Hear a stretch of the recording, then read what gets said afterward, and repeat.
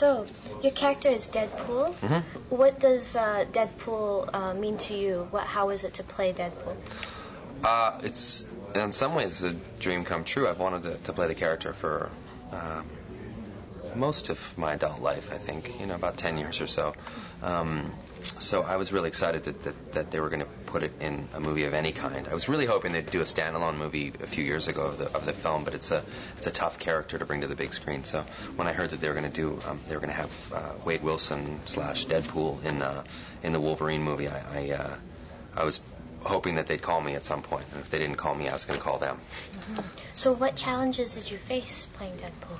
Well, I mean, it's always a challenge when you step into a movie of this scope, and magnitude. And for me, it was really kind of balancing the needs of the story with the source material, and really kind of trying to keep an essence to the character that fans of Deadpool would remember and relate to.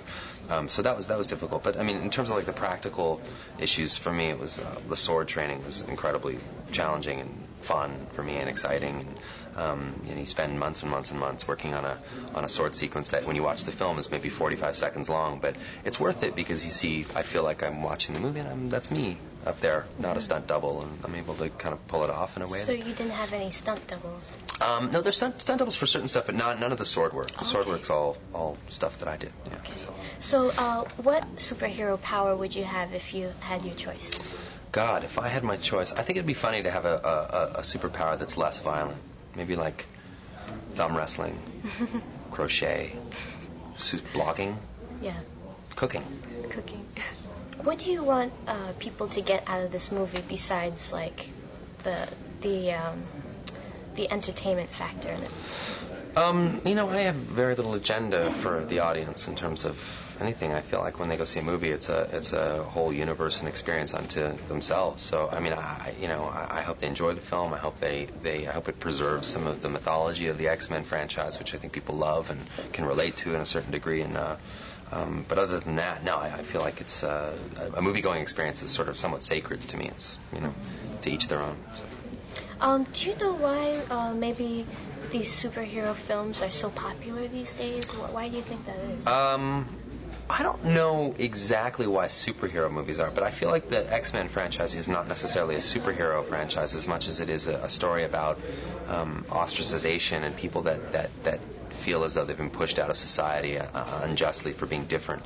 And I think that's what people gravitate to. I mean, that to me is the romance people have with this kind of franchise. So to speak about that, I think people relate to it to a certain degree. Everybody feels like they've been, persecuted for being different at one point or another in their life, and I feel like that's the binding force for this kind of movie.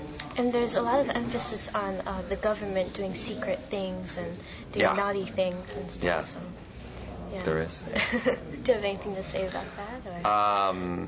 No, I mean, I suppose, government collusion is probably one of the oldest trades, besides maybe prostitution. I think that's probably a fact. So I don't know. I mean, the government definitely is portrayed in this film as somewhat nefarious. Mm-hmm. Definitely. So what other projects are you working on, and what are your upcoming projects? I have a film coming out June 19th in America. I'm not sure when it comes out in Great Britain, but it's a movie called The Proposal with Sandra Bullock. Okay. Yeah, which I'm looking forward to. So that's a lot different than... Yeah, that's a little slightly different. Swords no swords, no violence, what to speak of. I can promise you that I'm punched several times by Sandra Bullock, and I punch her back. It's about as much violence as you're going to get. Yeah.